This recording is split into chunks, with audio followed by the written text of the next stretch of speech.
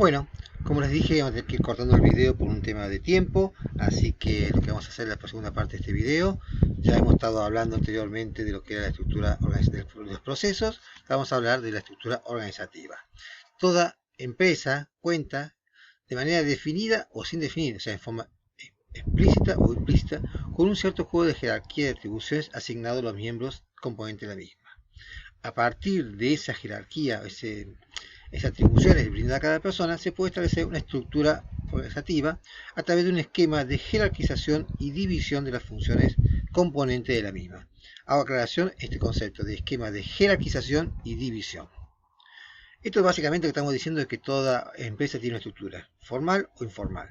Formal quiere decir que está definida y aceptada. Informal porque, si bien no está definida y aceptada, también existe.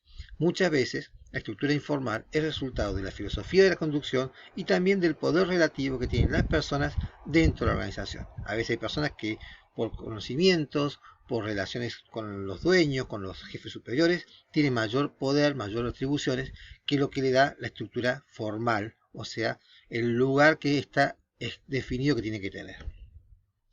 La estructura formal se define en función de las relaciones y obligaciones formales, es decir, lo que la persona tiene que hacer y con quién se relaciona para hacerlo.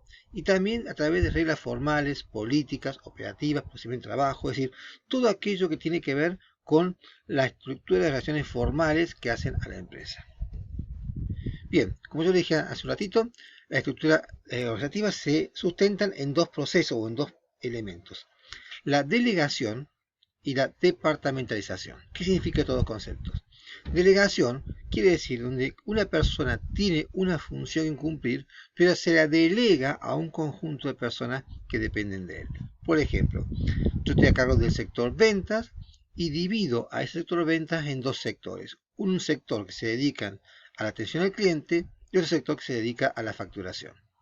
Tanto la función de facturación como la función de atención al cliente son propias de venta, pero yo las delego en dos grupos de personas distintas. Por tanto, en mi estructura, venta va a estar conformada por dos sectores internos llamados atención al público y llamado facturación. El segundo elemento que permite que yo haga este tipo de divisiones es el concepto de departamentalizar, es decir, agrupar las tareas o funciones en conjuntos homogéneos, de acuerdo al cumplimiento de cierto tipo de actividades. Yo acabo de poner el ejemplo: una cosa es atender al público, otra cosa es hacer la factura. Son dos conjuntos de tareas o funciones distintas, entonces yo las agrupo. Atención al público significa recibir a la persona, buscar el valor del producto, mostrar el producto, establecer cuál fue la forma de pago, etcétera, etcétera. Pero cuando llego a la parte de facturación, digo, esa función ya no es mía, le corresponde a otro sector que tiene toda la función de emitir la factura, emitir comprobantes, hacer la forma de cobranza, etcétera, etcétera. Entonces, armo la estructura a partir de dos elementos. Por un lado, estoy delegando funciones mías en gente que está en mi cargo a través de diferentes sectores que voy estructurándolos. Y esos sectores los voy armando en función de juntar tareas o funciones que tienen que ver con cosas similares, separarlas de otras que pueden ser dentro del mismo contexto, pero distintas. Bien, entonces, ¿para qué hacemos este proceso de organización, este proceso de estructura? Para dividir el trabajo por tareas y departamentos específicos. De esa manera podemos asignar las tareas y responsabilidades a las personas individuales. Podemos también coordinar las tareas con carácter de la organización, agrupar las tareas en unidades, establecer relaciones entre individuos, grupos y departamentos. Es decir, si vos perteneces al grupo o al sector que se dedica a facturación, sé que dependés del sector de ventas y no dependés del sector de compra. Entonces estamos haciendo relaciones entre el individuo con el grupo y el grupo con los departamentos. También determinamos las líneas formales de autoridad. Si yo digo que ventas tiene como parte de su conformación dos sectores internos, atención al público y facturación, estoy diciendo que el gerente de ventas tiene autoridad sobre el sector de facturación y sobre el sector de atención al público. Y de esa manera puedo asignar mejor los recursos de la organización. En lugar de darle los recursos a las personas, asigno los recursos a los sectores, a los departamentos, a los grupos. Bien, ¿cómo yo de alguna manera puedo ver esta estructura formal? A través de una herramienta llamada organigrama. El organigrama es la representación gráfica de la estructura formal. no de la informal, solamente de la formal. A través del organigrama, ¿qué es lo que yo puedo ver? Las áreas de actividad que componen la organización. El conocimiento de esas áreas permite a las personas individualizar o visualizar su ubicación dentro de la misma. Y también permite analizar y evaluar estructuras y funciones vigentes y en consecuencia detectar deficiencias. Es decir, si yo veo el organigrama, puedo ver si el organigrama está bien hecho, si representa realmente lo que es la empresa o si de alguna manera me está mostrando alguna falla. Por ejemplo, un sector que tenga muchos sectores adentro y otro sector que no tenga nada. Entonces tal vez está desbalanceado el organigrama. ¿Cómo se puede realizar este organigrama? A través de dos elementos gráficos. Los entagramas, que son cuadrados, que establecen adentro el cargo, función o categoría. Ahí voy a poner la palabra gerencia, la palabra ventas. No voy a poner el nombre de la persona, voy a poner la función o el cargo, gerencia, ventas, administración. Y las líneas que determinan la autoridad entre los diferentes cargos. Esas líneas pueden ser verticales, que establecen jerarquía, o sea, un sector vertical inferior quiere decir que depende del otro, y horizontales, que establecen igualdad en la responsabilidad. Vamos a ver un ejemplo. Acá tenemos un organigrama, se llama organigrama clásico. Siempre estamos hablando de organigramas jerárquicos. Se llama clásico porque se dibuja de manera clásica en forma de lo que se llama árbol invertido, es decir, el tronco está arriba y se va subdividiendo en ramas. Este organigrama me está diciendo que hay un presidente, que hay tres divisiones: división manufactura, división comercial, división financiera, y cada una de estas divisiones tiene a su vez un departamento, tres departamentos. Este esquema de 3 y 3 no quiere decir que es obligatorio, no es siempre igual. Yo puedo tener un sector como manufactura que tenga 5 sectores adentro, 4 sectores, 3 sectores, dependerá de cómo está la estructura real de la empresa. No siempre voy a tener 3 divisiones, puedo tener más. Tampoco el nombre de división y departamento es obligatorio que sea división más alto que departamento, eso depende mucho de la empresa.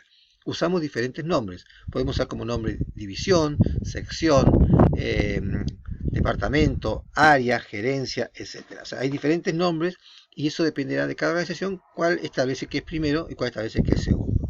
Lo importante que este diagrama me está mostrando claramente la relación jerárquica. La división comercial es la responsable de las funciones de propaganda, ventas y estudio de mercado. Sin embargo, delegó en 3 departamentos para que cada uno de ellos haga esa tarea. Y hemos departamentalizado propaganda separado de ventas y separado de estudio de mercado. El jefe o gerente de división comercial es el responsable y es el jefe de estos 3 departamentos. Bueno, este organigrama es el modo clásico. Vamos a mostrar rápidamente otros modelos, aunque no es importante, vamos a trabajar siempre con este modelo clásico. Este modelo clásico se puede transformar en un modelo radial, en donde fíjense que tenemos las mismas cosas, pero centralizadas. Primero lo más jerárquico en el centro y se va extendiendo hacia los radios lo menos jerárquico. Bastante confuso, pero también es posible utilizar. Otro elemento parecido es el circular, que es similar, pero no es radial, sino que vamos mostrando solamente las áreas más grandes. Por lo tanto, esto no tiene mucho sentido cuando tenemos demasiados niveles dentro de la organización. Y tenemos un modelo más complejo todavía, que es el modelo matricial. El modelo matricial tiene que ver con organizaciones muy especiales en donde cada sector puede tener hasta 2 gerentes. Esto, por ejemplo, puede ocurrir mucho, aunque en la práctica no se aplica, en los hospitales, en donde el sector de clínica médica, la enfermera que trabaja en clínica médica, puede estar como jefe a la jefa de enfermería y puede tener como jefe al médico jefe de clínica médica. Este modelo matricial es muy complejo, es muy difícil de implementar, pero ciertamente es muy útil cuando tenemos organizaciones que responden a este tipo de estructura de doble o mayor dependencia de una persona con su jefatura. Bueno, en general hay un modelo genérico establecido hace muchos años que es el modelo ACME. Todos ustedes la palabra ACME la conocen. La palabra ACME tiene que ver con dibujitos animados, ¿se acuerdan? Con todo lo que era el coyote y el correcamino. Pero en realidad es un modelo teórico de cómo sería la forma genérica en que se puede dividir una organización a través de los departamentos. Ahí tenemos el departamento administrativo, el departamento compras, el departamento producción, el departamento ventas, el departamento financiero, el departamento de recursos humanos y el departamento marketing. Yo no quiero tampoco meter demasiado tiempo con las características, pero básicamente cada uno de los departamentos tiene una función clara. Pero no quiere decir esto que todas las organizaciones tengan estos departamentos, sino que cada organización va a tener departamentos que requiere su estructura formal de acuerdo a sus características. Bien, damos por terminados los conceptos teóricos, vamos a comenzar ahora a establecer la parte práctica.